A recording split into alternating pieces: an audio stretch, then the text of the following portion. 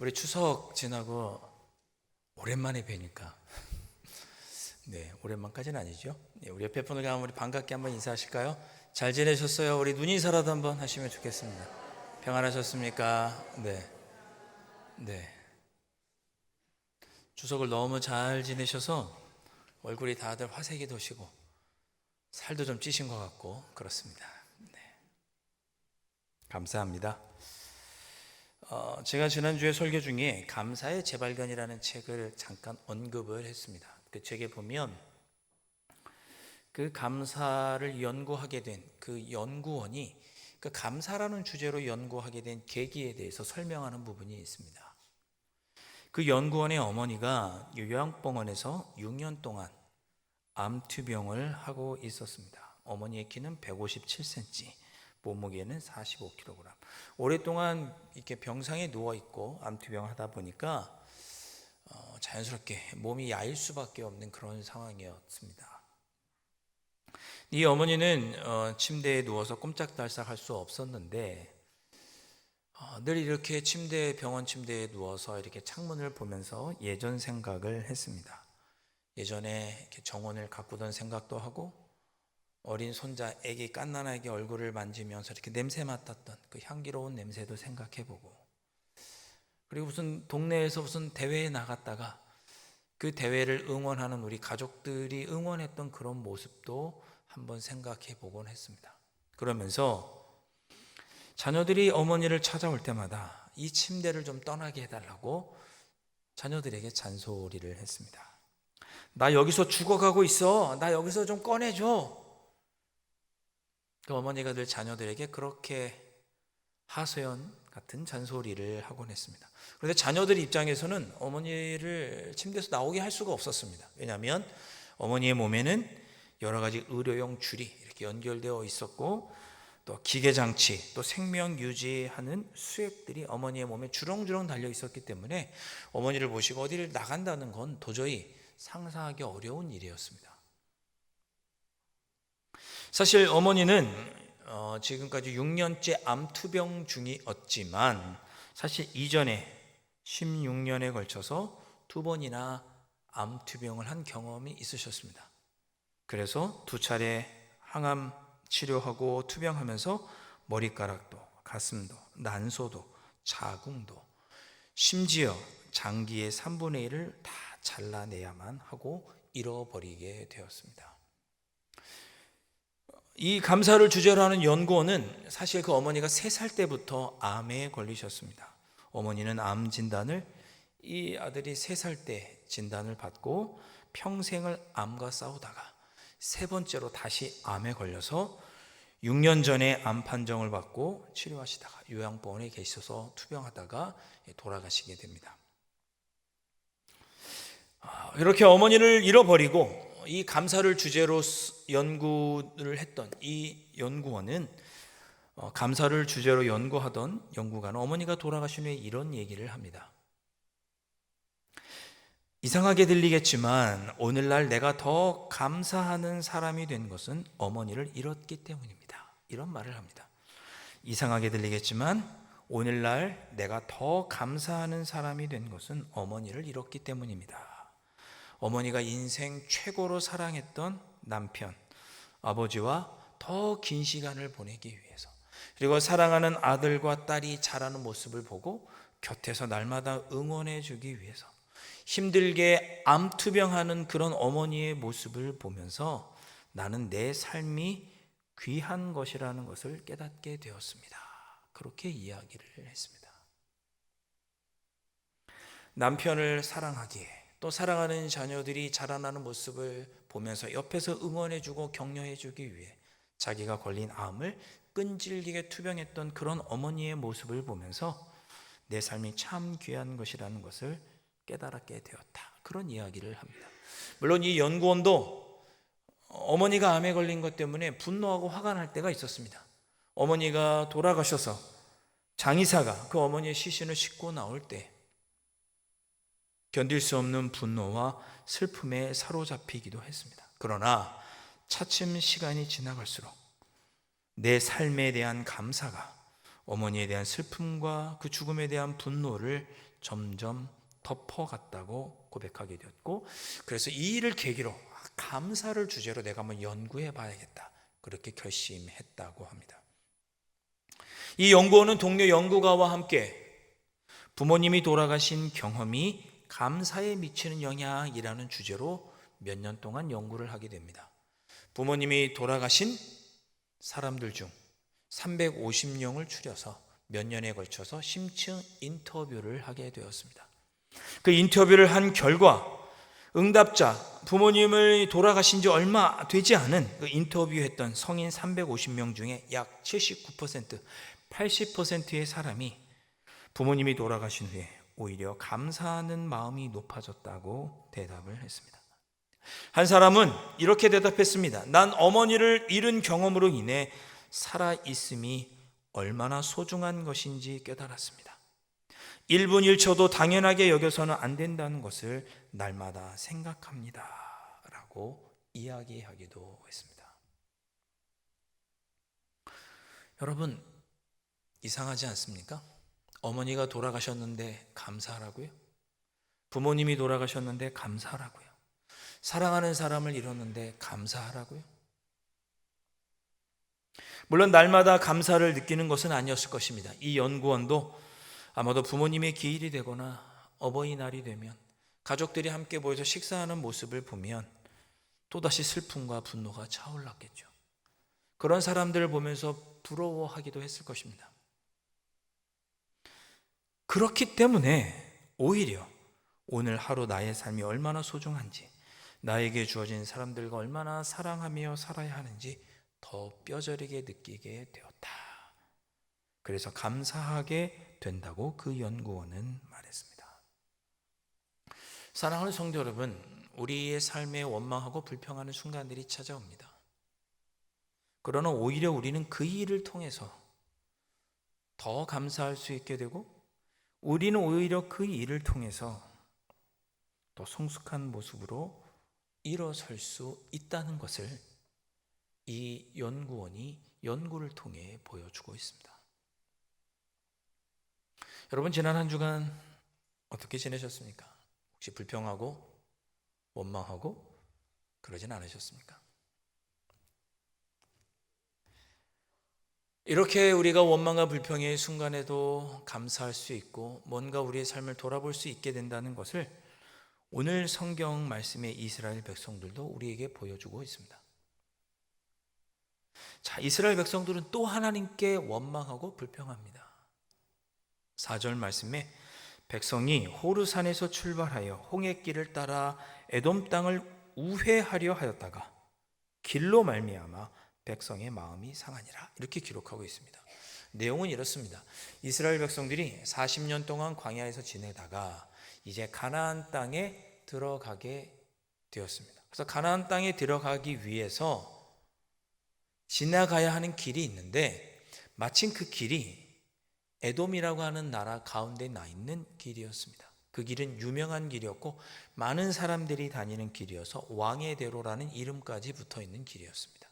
많은 사람들이 다니는, 이용하는 길이라는 것은 그 길에 우물이 있고 물을 마실 수 있는 상황이라는 뜻입니다. 그러니까 이스라엘 백성들이 가나안 땅을 가기 위해서 좀 그 길을 갈 수 있게 해달라고 에돔 나라에 요청을 했는데 에돔 나라가 거절한 것입니다. 이해도 됩니다. 240만 명, 많게는 300만 명이나 되는 이스라엘 사람들이 갑자기 우르르 들어오면 그 사람들이 길을 걷다가 무슨 일을 할 줄 알고요? 걱정과 염려가 되니 이스라엘 백성들이 에돔 땅에 들어오는 것을 거절했을 것입니다. 결국 그 일로 말미암아 가까운 지름길, 좋은 길로 가지 못하고 오늘 4절에 있는 것처럼 에돔 땅을 삥 돌아서 우회하게 되었습니다. 가까이 갈 수 있는 길, 물도 있는 길, 좋은 길로 가지 못하고 삥 우회해서 돌아가야 되니까 얼마나 괴롭고 힘들겠습니까? 그래서 기록하기를 4절에 백성이 길로 말미암아 마음이 상했다라고 4절에 기록했습니다. 마음이 상했습니다.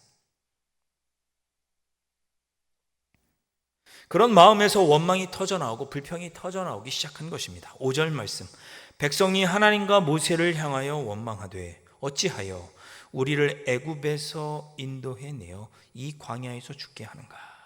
이곳에는 먹을 것도 없고 물도 없도다. 우리 마음이 이 하찮은 음식을 싫어하노라 하매. 또 좋은 길로 가지 못하고 우회하게 됐다고 하나님께 원망하는 이스라엘 백성들입니다. 이 내용을 보십시오.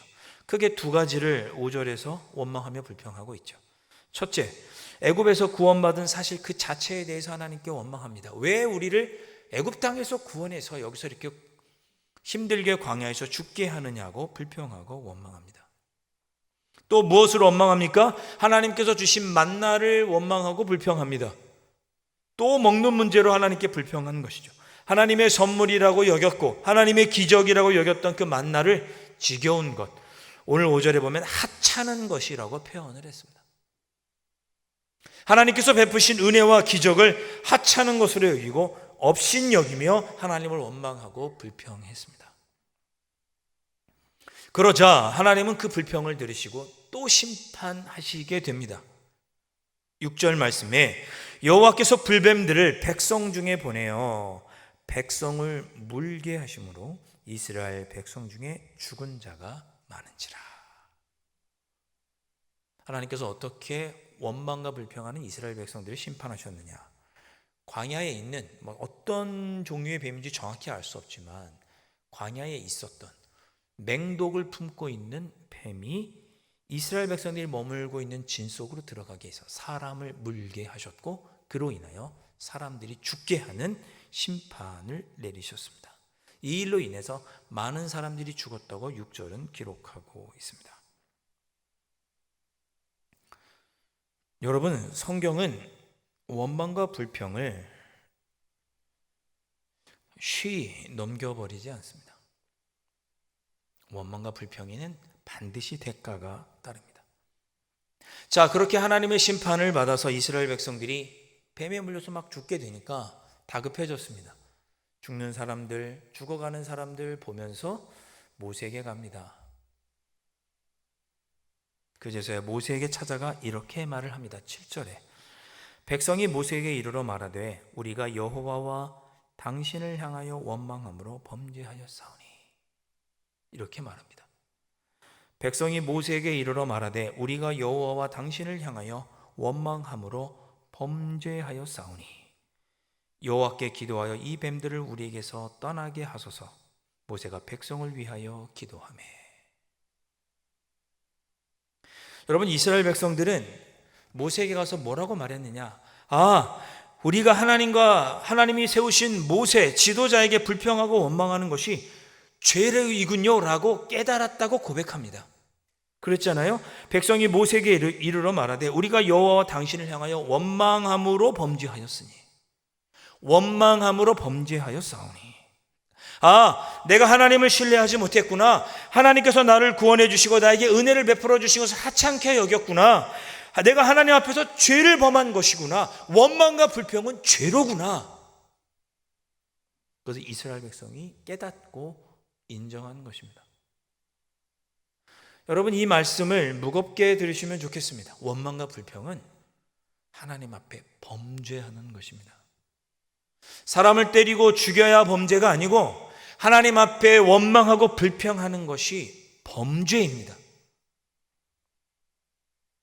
그것을 깨닫고 모세에게 부탁하는 거죠. 하나님께 기도해서 이 뱀을 통한 심판을 좀 멈추어 주십시오. 모세가 하나님께 기도하죠. 여호와께 기도하여 이 뱀들을 우리에게 떠나게 하소서라고 이스라엘 백성들이 간청을 합니다. 이것은 세 가지 의미가 담겨 있는 말이었습니다. 첫째, 백성들은 이 불뱀 사건을 통해서 자신들의 죄를 깨닫는 기회로 삼았습니다. 우연히 뱀이 찾아온 게 아니구나. 내가 하나님 앞에 범죄했구나. 원망하고 불평함으로 하나님께 범죄했구나. 자신들의 행동이 잘못된 것임을 스스로 회개하는 기회로 삼았다는 것을 알 수 있습니다. 둘째, 백성들이 모세에게 중보기도를 부탁한 것은 하나님께서 모세를 그들의 지도자로 세우셨다는 것을 인정하는 것이었습니다. 다시는 하나님의 세우신 그 지도력을 향하여, 그 권위를 향하여 불평하거나 원망하지 않겠죠. 셋째, 가장 중요한 것, 이 일을 통해서 그들은 우리가 살아날 방법은 오직 하나님뿐이라는 것을 다시금 깨달았습니다. 왜 뱀에 물려 죽게 되었는데 하나님께 찾아간 것입니까? 하나님께서 이 어려움으로부터 구원해 주실 분은 오직 유일한 한 분, 하나님뿐이라는 것을 그들이 깨닫고 고백한 것입니다. 사랑하는 성도 여러분, 내가 가고 싶은 길로 가지 못하게 된 것, 에돔 땅으로 가려고 했는데 가지 못하게 됐잖아요. 원래 계획하고 바라던 대로 되지 않았습니다.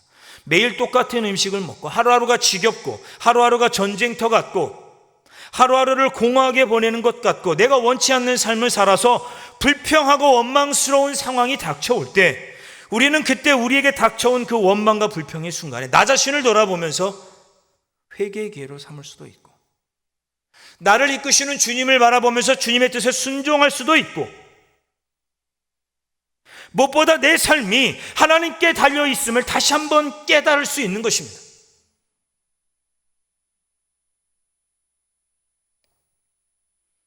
그렇게 내 삶을 돌아보며 회개하고 주님을 바라보고 하나님을 더욱 의지할 때 우리는 감사할 수 있을 것입니다.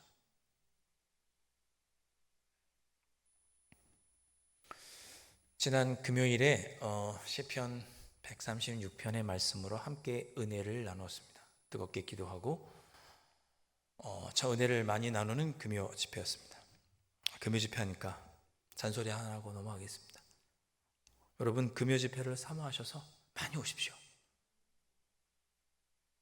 1부 때보다는 그래도 몇 분도 아멘 하시네요. 네. 우리 금요 집회 뜨겁습니다, 여러분.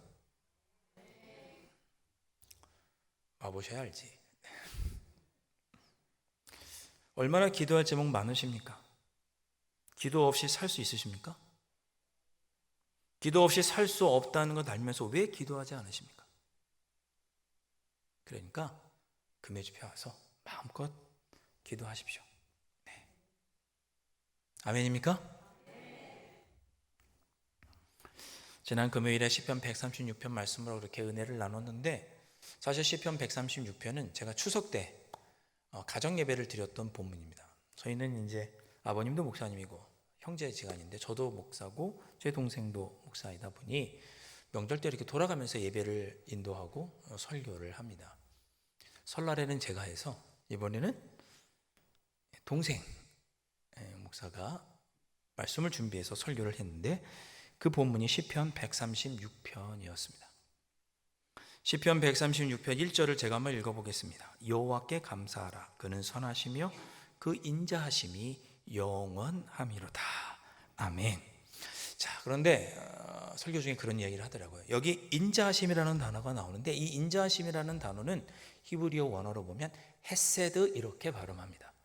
헤세드라고 하는 말은 하나님의 변치 않는 변함없는 한결같은 사랑과 자비를 가리켜서 헤세드라고 합니다.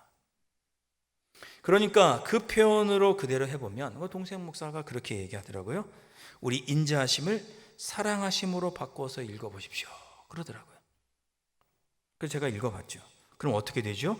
여호와께 감사하라. 그는 선하시며 그 사랑하심이 영원함이로다. 아멘. 이렇게 하니까 말씀이 더 이렇게 은혜롭게 다가오더라고요. 제가 조금 더 136편을 읽어보겠습니다. 1절부터 4절까지만 읽어보겠습니다. 여호와께 감사하라. 그는 선하시며 그 사랑하심이 영원함이로다. 신들 중에 뛰어난 하나님께 감사하라. 그 사랑하심이 영원함이로다. 주들 중에 뛰어난 주께 감사하라. 그 사랑하심이 영원함이로다.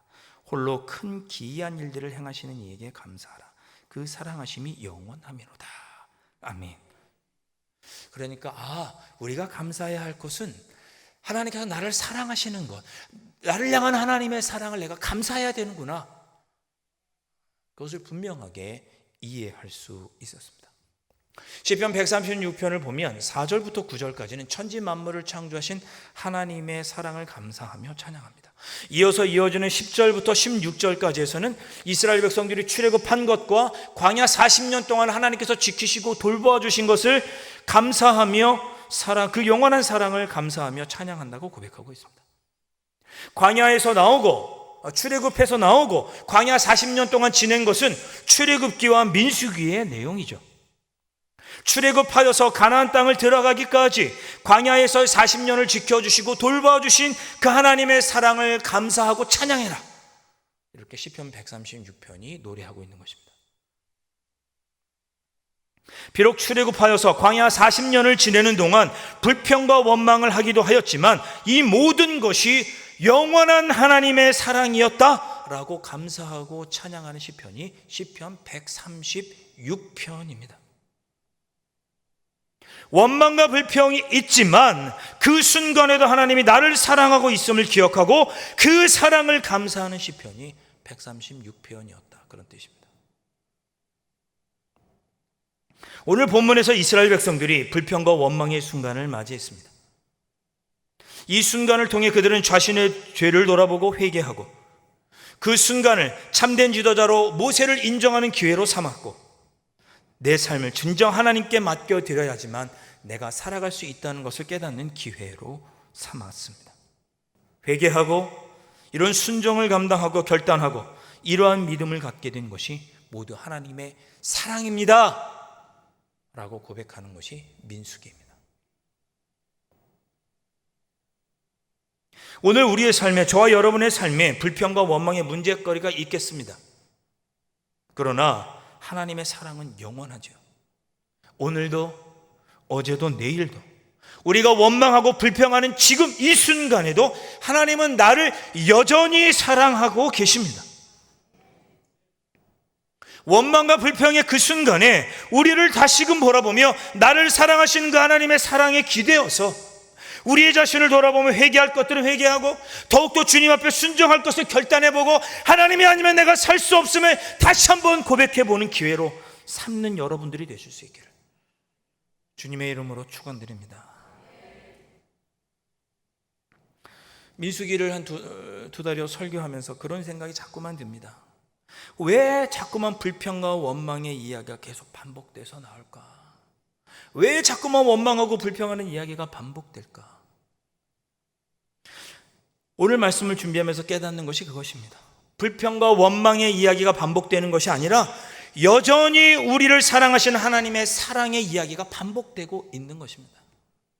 원망과 불평의 상황이 닥쳐와도 여전히 하나님은 나를 사랑하시니 그 하나님의 사랑을 생각할 때 때로 나는 나 자신을 돌아보며 회개하기도 하고 주님 앞에 더욱더 순종을 결단하기도 하고 하나님 없이 살아갈 수 없음을 깨닫고 그 믿음을 곤고하게 되고 하나님께 감사할 수 있게 되더라.